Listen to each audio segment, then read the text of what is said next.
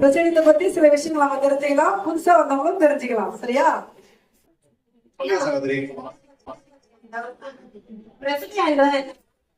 Presidium என்றால் கிளை, கிளை என்று சொல்லுவார்கள். ஒரு மரத்துல பாத்தீங்கன்னா மரம், வேர், ஆணி வேர் அப்படின்னு சொல்லுவாங்க. அதுல ஒரு கிளை இருக்குது இல்லையா? அதே போலதான் ஒரு பிரசிடியம். பிரசிடியத்துக்கு மேல கியூரியா, செரண்டோஸ், ரீதியா, கொமிசியம், கன்சிலியம் என்று பல லெவல் இருக்குது. அதுல கடைசியா இருக்குதான் பிரசிடியம், ஒரு கிளை போல. அந்த கிளையிலும் பல இலைகள் இருக்கும். அதே போல சேனியா இருக்கு. ஒரு பிரசிடத்தில் எல்லா சேனியா இருக்கிற போதான் ஒரு கிளை என்று சொல்லுவோம், கிளை சக்கரன்னு சொல்லுவோம். அந்த கிளை தான் பிரசிடியம். நான் ரொம்ப வயல் மரம் பாப்பீங்களோ, கிளை வேறு. சரி, நான் இன்னொரு கேள்வி கேட்கிறேன். மரியன் சாலை எப்போ எங்க யாருன்னு துவங்கப்பட்டது? மரேசரை 1921 செப்டம்பர் 7ஆம் தேதி அயர்லாந்து நாடு டப்ளின் நகர்ல மீரா இல்லத்துல தொடங்கப்பட்டது. பிராங்க்டம் அவர்களால் தொடங்கப்பட்டது.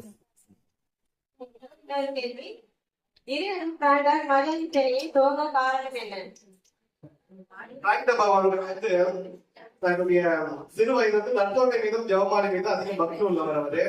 அவர் ஒரு முறை புனித லூயி மனித போட்டு மரியா மீது உண்மையான பக்தி என்ற ஒரு புத்தகத்தை படிச்சுட்டு இருந்தாரு. அந்த புத்தகத்தை படிச்சு அதன் விளைவாக அவருக்கு அதிக பாரம்பரிய பக்தி மரியன் தொடங்க காரணமா இருந்தது. மரியன் சாலை நம்ம நாட்டுல முதல்ல எப்போ எங்க தொடங்கப்பட்டது? அது நான் கூறியது போல அயர்லாந்து நாட்டு டப்ளின் நகர்ல மீரா இல்லத்துல தொடங்கப்பட்டது. ஃபாதர் மைக்கேல் தோகர் என்ற ஒரு அவருடைய முன்னிலையில, பல அருள் சேவதிகள் முன்னிலையில, இந்து சேனை சேவதிகள் முன்னிலையில மாத பெருநாளுக்கு முந்தைய நாள் 7ஆம் தேதி பிரசிடியம் தொடங்கப்பட்டது. மரியன் சேவை இப்போ 170 நாடுல செயல்படுது. 170 நாடுகள்ல ஏறக்கூடிய ஒரு கோடி சேவையாளர்கள் செயல்படுத்துகிறாங்க. இது உலக அளவுல ஒரு மிகப்பெரிய ஒரு பக்த சபையாக செயல்படுது. முத்துமணி பத்தி தெரியுமா?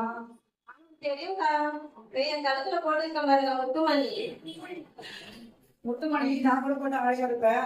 முத்துமணி பத்தி தெரியும் நமக்கு. சேனியோட பொம்மணிகள் பத்தி தெரியுமா? யாருக்காவது சகோதர நீங்களே சொல்லுங்க. சேனி பொம்மணிகள் என்றால் எரேடியா பிளாட்ஃபார்ம், எரேடியா ஆல்பிலாம்பி, சகோதர வணக்கத்துக்குரிய என்எல்பி, இவங்க தான் பொம்மணின்னு சொல்லுவாங்க. இவங்க தான் இந்த உலகம் ஃபுல்லா மரியன் சேனை உருவாக காரணமானவர்கள். அதனால பொம்மணிகள் சொல்றோம்.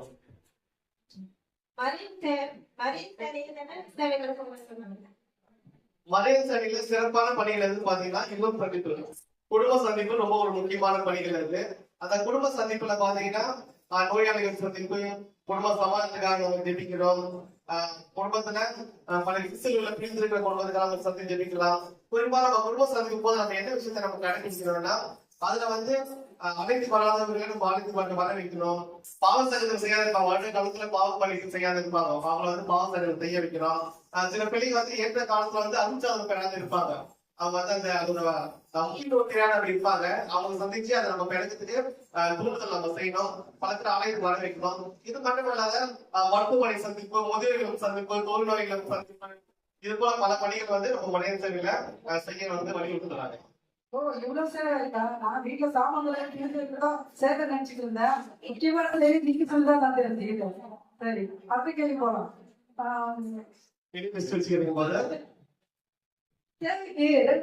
போகணுமா? ஏன் ஒரு குடும்பம் போக கூடாதா? இல்லப்பா, அது நம்ம விவிலியத்துல பாத்தீங்கன்னா ஆண்டவர் அதை ரட்சிச்சு பணிக்காக 2 பேரை அனுப்புவாரு. செய்ததை நம்ம சேவையை அதை கடைபிடிக்கிறது. 2 பேரா சேவைக்கு போகணும், பிரிஞ்சு போகணும் அப்படின்னு சொல்லியிருக்காங்க. அது ஏன்னா அந்த 2 பேர் என்னன்னா, ஒரு குடும்பத்துல போயிட்டு ஒருத்தர் அந்த குடும்பத்துடைய விஷயங்களை, அந்த குடும்ப கருத்துக்களை கேட்டு அறிந்து கொண்டு இருக்கும் போது இன்னொருத்தர் என்ன செய்யணும்னா, அந்த கருத்துக்காக விவிலியத்துல சில வசனங்கள் தேடி இருப்பாங்க. தேடி எடுத்து அவங்களுக்கு சரியான நேரத்தை எடுத்துக்கொண்டு இந்த குடும்பத்துக்கு இந்த கருத்துக்காக ஜெபிக்கலான்ட்டு அந்த இது வசனத்தை எடுத்து கொடுப்பாங்க. அதனால நம்ம 20 கண்டிப்பா போய் ஜெபிக்கணும்.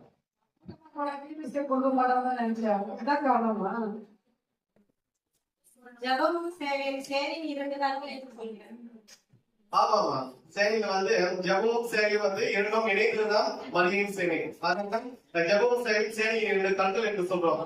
பல பேர் என்ன பண்ணுவாங்கன்னா, ஆளுநர் அந்த சேனை கூட்டத்துல ஜபம் மட்டும் செய்வாங்க, சேவைக்கு போக மாட்டாங்க. சில பேர் சேவை கூட்டத்தை நடத்த மாட்டாங்க, ஆனா வெளியில போய் சேவை செய்யறேன்னு சொல்லுவாங்க. ஆனா இது 2மே தவறு. 2ம் இணைந்ததுதான். நம்ம ஆலயத்துல ஒன்று கூடி ஜெபிக்கிறோம், ஜெபித்து குடும்பத்தை சந்தித்து சேவை செய்யணும். ரெண்டுமே இணைந்ததுதான் மரியாதை சேனை. சரிங்க சகோதரி. நான் என்ன நினைச்சேன், sorry. நீங்க வந்து எனக்கு யானை பற்றி தேவைங்க இந்த இரண்டு கட்டளை பற்றி. அடுத்த கேள்வி வந்து மரியாதை சேவையில் இருப்பவர்கள் சில தியாகங்கள் செய்யணும் அப்படின்னு சொல்றாங்க. அப்படின்னு தியாகம் செய்யணும். மரியாதை சேனைக்கான தியாகத்தை சொல்றது கூட முன்னோர்கள் செய்த தியாகம் அப்படின்னு சொல்லலாம். மரியாதை சேனைக்காக நம்ம இதே டைம் எடுத்துக்கிட்டா மரியாதை சேனைக்காக தன் வாழ்வை முழுவதுமாக அவர் அர்ப்பணித்தார். என்னென்ன ஒரு ஷார்ட்டா சொல்லணும்னா, அவர் ஒரு அரசு பணியில வந்து ஒரு வேலை செஞ்சுட்டு இருந்தார். அவரு சிறு வயதுல அப்ப மரியாதை சேனைக்காக பல இடங்களுக்கு சென்று அவர் வந்து அந்த லீவ் போட்டு பல மரியாதை சேனை வளர்ச்சிக்காக பணி செஞ்சுட்டு இருந்தாரு. அப்ப வந்து ஆபீஸ்ல வந்து அவர் திட்டுவாங்க, இப்ப வந்து லீவ் போடக்கூடாதுன்னு. ஆனா அவர் நிறுத்தல, தொடர்ந்து வந்து சேனை பல மறை மாவட்டங்களுக்கு செயல்ல விட்டு பல குருக்களை சந்திப்பாரு, ஆயிரங்களை சந்திச்சு மரியாதை வளர்ச்சிக்காக பாடுபடுன்னு சொல்ல அப்ப வந்து தடை செக் போட்டு வச்சாங்க. இனிமே நீங்க லீவ் போட்டீங்கன்னா வேலையை வச்சு போக வேண்டியது வரும்ட்டு. அப்போ அவர் யோசிச்ச விஷயம் என்னன்னா, மரியாதை வளர்ச்சி முக்கியமா அரசு உதவி முக்கியமா அப்படின்னு சொன்னா மரியாதை வளர்ச்சி தான் முக்கியம். அந்த அரசு பணியை தியாகம் செய்தார். இரண்டாவதாக பார்த்தா தன் குடும்பத்தை, அதாவது குடும்பம் சொல்ல தன் வாழ்க்கை துணையை கூட அதை திருமணமே செய்து கொள்ளலாம். அதை தியாகம் செய்தார். அவர் திருமணம் செய்து கொண்டால் உலக அளவுல வந்து மரியாதை பரப்ப முடியாது, அது ஒரு தனியா இருக்கும் அவர் யோசிச்சு திருமணம் செய்து கொள்ளவில்லை. அதன் பிறகு பார்த்தா அவருக்கு இருந்த அனைத்து சொத்துக்களையும் மரியாதை சேனைக்காக செலவழித்து மரியாதை சேனை உலகம் ஃபுல்லா பரப்ப அவருக்கு காரணமா இருந்தார். இப்ப நம்ம சேனையாளர்கள் பார்க்க சொல்ல நம்ம என்ன தியாகம் செய்யணும், ரெண்டு விஷயம் நான் சொல்றேன். ஒண்ணு நேரத்தை செலவழிக்கணும், அது செய்யணும் போது தயாரா இருக்கணும். நிறைய பேர் வந்து எனக்கு நேரம் இல்லை நேரம் சொல்லுவாங்க, சேனை கொடுத்ததும் சரி வெளியே போட்டுதலும் சரி சேவை செஞ்சதும் சரி எனக்கு நேரம் இல்லைன்னு சொல்லுவாங்க. அதுக்கு ஃபர்ஸ்ட் அந்த வார்த்தையை நம்ம நிறுத்திக்கணும். கடவுள் நமக்கு டெய்லி நேரம் கொடுத்துருக்கிறாரு. கடவுளுக்காக 1 மணி நேரம் 2 மணி நேரம் வந்து ஒதுக்கிட்டு தப்பு இல்லை, அந்த நேரத்தை வந்து நம்ம கடவுளுக்காக கொடுக்கணும். ரெண்டாவது சகிப்புத்தன்மை நம்மளுக்கு தேவை. ஏன்னா நம்ம சந்திக்கின்ற எல்லா மனிதர்களும் பிரச்சனை கொடுத்ததா இருக்கலாம், நம்ம இல்லம் சந்திப்புல இருக்கலாம், சபையில இருக்கலாம், எங்கோட இருக்கலாம். நம்ம சந்திக்கிற மனிதர்கள் எல்லாம் நாம் நினைப்பது போலதான் பேசுவாங்க பழகுவாங்க நம்ம சொல்ல முடியாது. அதனால அனைத்தையும் நம்ம பொறுத்துக்கொள்ள வகையில சகிப்புத்தன்மை தேவை. இதுதான் செயலாளர் தேவை. ஒரு நேரத்தை ஒதுக்க வேண்டும், இரண்டாவது சகிப்புத்தன்மை இருந்தால் நம்ம ஒரு சிறந்த செயலாளராக செயல்படலாம். வீட்டுக்கார கல்யாணம் வந்து பெரிய தியாகம். சரி, மரியாதை சேனையில் பணத்துக்கு முக்கியத்துவம் இல்லை என்கிறாரே. மரியாதை சேனையில பணத்துக்கு முக்கியத்துவம் கொடுக்கூடாது. இன்னைக்கு ஆசை பணத்தை வந்து பிளான் சொல்லியிருந்தாரு. ஏன்னா அவர் வந்து ஆரம்பத்துல வந்து வின்சென்ட் பால் சபையில இருந்துதான் மரியாதை சேனை வந்து அவர் தொடங்கினாரு. அதுல பல பணிகள் செய்வாங்க. முக்கியமான பணிகள் பொருளுதவி பண உதவி செய்வாங்க, வீடுகளை வந்து சந்திப்பாங்க. இது அவருக்கு ரொம்ப கவர்ந்த விஷயம். இந்த வீட்டு சமூகம் ரொம்ப பிடிச்சிருந்தது அவருக்கு.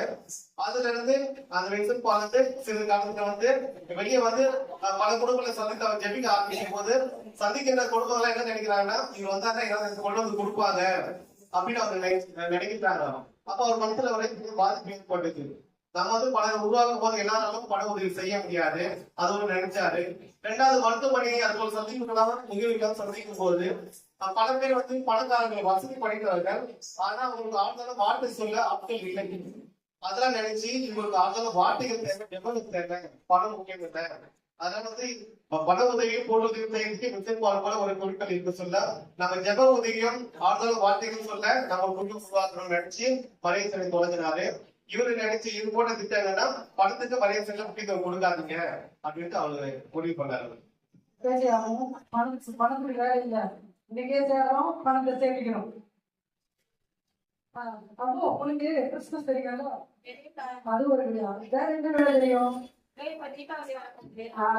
தான் தெரியும். மரியாதை சட்டத்துல விழாக்கள் இருக்கு, அது தெரியுமா? சடல நீங்க சொல்லுங்க விழா தெரியுமா? விழாக்கள் மரியாதை சேனை பார்த்தா மொத்தம் ஒரு 5 விழாக்கள் இருந்துச்சு. இப்ப நம்ம கொண்டாடுற இல்லையா ஒரு பிரச்சனை விழா இருக்கு. இந்த பிரச்சனை விழா வந்து மாதாவின் பிறந்தநாளை ஒட்டி ஒரு நாட்கள் வந்து இந்த பிறந்தநாள் கொண்டாடும். இது மாதாவுக்காக தொடங்கப்பட்ட ஒரு பிரச்சனை விழா இருக்கு. இரண்டாவதாக வந்து ஆர்கிஸ்ட் விழா. இந்த மார்ச் மாசம் மார்ச் 25 அன்னையின் மங்கள வார்த்தை நாள் வரும். அதுக்கு ஒரு நாட்கள் வந்து சேனையாளர் அனைவரும் ஒன்று சேர்ந்து அன்னையிடம் வாக்குறுதி கொடுக்க வேண்டும். இது ஆர்கிஸ்ட் விழா சொல்லுவாங்க. மூன்றாவது ஆண்டு ஒண்டிப்பு விழா. அதாவது நீதிநிர்வாக சபையோடு இணைந்து வருடத்துக்கு ஒரு முறை மறை மாவட்டத்தில் இருக்கிற எல்லா சேனைகளும் ஒன்றிணைந்து அன்னைக்கு நன்றி சொல்ற விழா தான் ஆண்டு ஒண்டிப்பு விழா. அடுத்தது வெளி விழான்னு ஒண்ணு இருக்குது.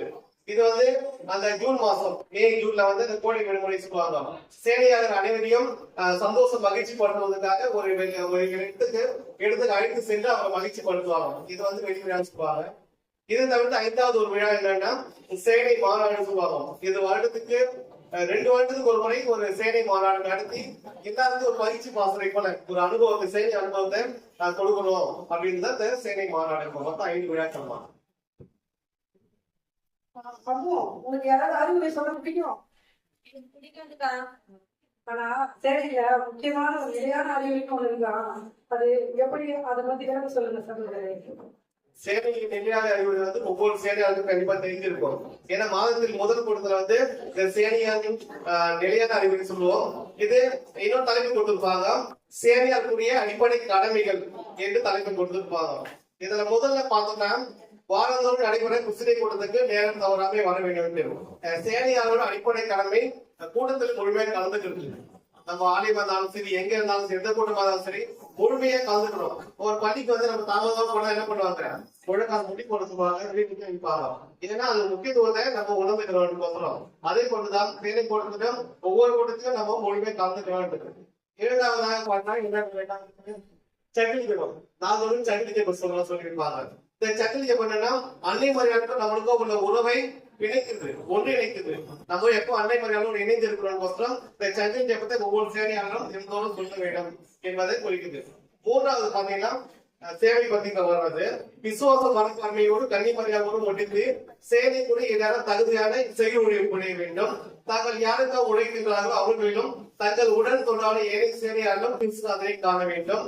மரியா கிருஷ்ணாதருக்கு எவ்வாறு பணி கொடுத்து வந்தாரோ அவ்வாறு சேவையால் இவருக்கும் பணிபுரிய வேண்டும்.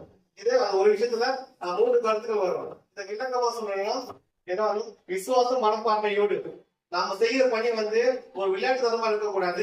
விசுவாச மனப்பான்மையோடு மாதாவோடு ஒழித்து நம்ம கூட மாதம் வராங்க என்று நினைத்து அந்த பணியை நம்ம செய்யணும் அப்படின்னு சொல்லிடுறாங்க. 2வது விஷயம் என்னன்னா நம்ம யாரும் சந்திக்கிறோமோ அவங்களை கிருஷ்ணநாதன் கூட பாக்கணுமா. கிருஷ்ணநாதனுக்கு பணி புரிந்தா கூட நம்ம அவங்களுக்கு பணி புரியணும் அப்படின்னு சொல்லி இருக்கிறாங்க. கடவுளுக்கே பணி செய்யறாங்க போல நம்ம போற இடத்துல அவங்க மாதிரி நம்ம தெரிவிக்கணும். தங்கள் உடல் சொல்றாங்கன்னா நம்ம கூட வரவிட ஆண்டவர் இயேசு கிறிஸ்து வராது, மாதா வராங்க அப்படி நம்ம நினைக்கணும். நாங்க யாருக்கு உழைக்கின்றோ அவர்களும் கிறிஸ்து அதை காண வேண்டும். நம்ம யாருக்கு பணி செய்ய போறோமோ அவங்க கடவுளை பார்க்கணும். இதுதான் இந்த 3வது. 4வது ஒரு வாரம் அது என்னன்னா ரகசிய காதல் சேனை விவாதிக்கப்படும் கருத்துக்களை வெளியிடாமல் வைத்துக் கொள்ள வேண்டும் என்று 4வது சொல்லுவாங்க. இது என்ன குறிக்குதுன்னா ஒரு குடும்பத்துல வந்து பல கஷ்டங்கள் இருக்கும், குழப்பமான சூழ்நிலைகள் இருக்கும். இது சேனையாக நம்ம கிட்ட சொல்லி பகிர்ந்துப்பாங்க, நம்மளுக்காக தெரிவிப்பாங்க, குடும்ப கஷ்டத்தை நம்ம கிட்ட சொல்லுவாங்க. இதை வந்து நம்ம என்ன பண்ணோம், ஆலயத்துல வந்து நம்ம அவங்களுக்கு ஜெபிக்கும் போது அதை சொல்றாங்க, என் குடும்ப கஷ்டம், என் கணவர் இருக்கிறாங்க, பிள்ளைங்க இருக்கிறாங்க, தீய பழக்கத்துல அது நம்ம ரகசியமா நம்ம சொல்லுவாங்க. நாம வெளியே வந்து அக்காக்கா என்ன விஷயம் நடந்தது அந்த வீட்டுல, அந்த வீட்டுல பையன் அந்த கணவர் அப்படிங்கிறாரு நம்ம வந்து பொருளை பேசக்கூடாது. ரகசியம் காத்தல் இருக்குது. அவன் நம்மகிட்ட ரகசியமா சொல்ற விஷயத்த ரகசியமா நம்ம ஜெபிக்க தவிர யாருக்கும் நம்ம லீக்அவுட் பண்ணக்கூடாது. இதுதான் அந்த தேவையான அறிவுரை முக்கியத்துவம். அடுத்து வந்து பிராங்டன் அவர்களை எதையடியார் என்றும் எதற்குயின் அவர்களை வணக்கத்துக்குரியவர் என்றும் அழைக்கிறோம். அப்படின்னு என்ன, அது புனிதர் பட்டமா? இல்ல, புனிதர் பட்டத்துக்கு முந்தைய பட்டமா இருக்கு. ஒரு மனிதர் வந்து புனிதாவதுக்கு மொத்தம் 6 நிலைகள் இருக்கு. அந்த 6 நிலைகளை தாண்டினாதான் அந்த 6வது நிலை தான் புனிதர் பட்டம் கொடுப்பாங்க. இது வணக்கத்துக்குரியவர் என்பது 5ஆம் நிலை. அடுத்த நிலை வந்து புனிதர் பட்டம். 5ஆம் நிலையில இருந்து வணக்கத்துக்குரிய இடர்குரிய இருக்கிறாங்க. எதிரியாடியார் வந்து 4வது பட்டம். அது ஆல்பினாவிலும் பிராங்க்டன் அவர்களும் 4வது பட்டத்துல இருக்கிறாங்க. அவங்களுக்கு 2 பட்டம் தேவை. இந்த பட்டத்தை தாண்டி வரணும் என்ன செய்யணும்னா அவங்க நம்ம ஜெபிக்கணும். ஜெபிக்க சொல்லும், அவங்க வழியா புதுமை நடக்கும். அவங்க வந்து நம்ம வாழ்க்கையில புதுமை நடக்க சொல்லும். அப்பதான் வந்து புனிதாக முடியும்.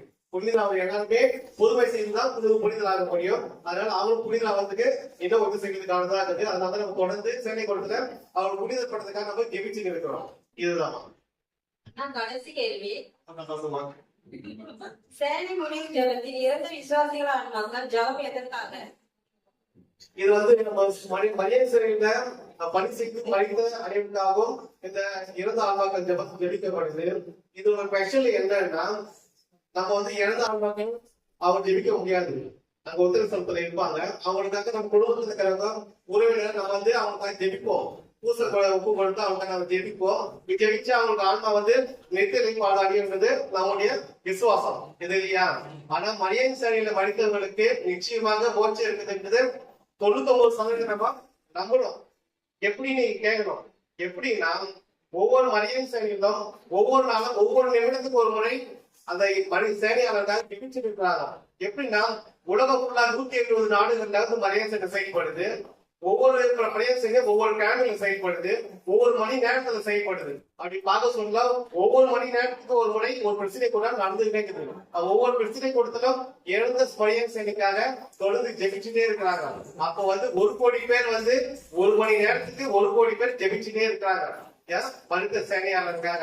அதனால நம்ம சேனையாக இருக்குது பெருமைக்குரிய விஷயம், மகிழ்ச்சிக்குரிய விஷயம். ஏன்னா நம்ம மனிதா 99% நம்ம மோட்சத்துக்கு செல்வோம்ன்றது உறுதி. அந்த 1% கடவுளோட தீர்ப்பு முடிவு இறுதியானது. அதுதான். நன்றி சகோதரர். இந்த கேள்விக்குதான் அழகா சரிங்களா நிதானமா பொறுமையா பதில் சொன்னீங்க. எல்லாத்துக்கும் சில பேர் தெரிஞ்சுட்டு இருப்பாங்க மரியாதை பத்தி. நல்ல விஷயங்களா சொன்னீங்க. மிக்க நன்றி. ரொம்ப நன்றிப்பா. நீங்க கேள்விக்கிறது ரொம்ப மகிழ்ச்சி இருக்குது. கட்டுறது கையளவு கல்லாதது உலகம் சொல்லுவாங்க.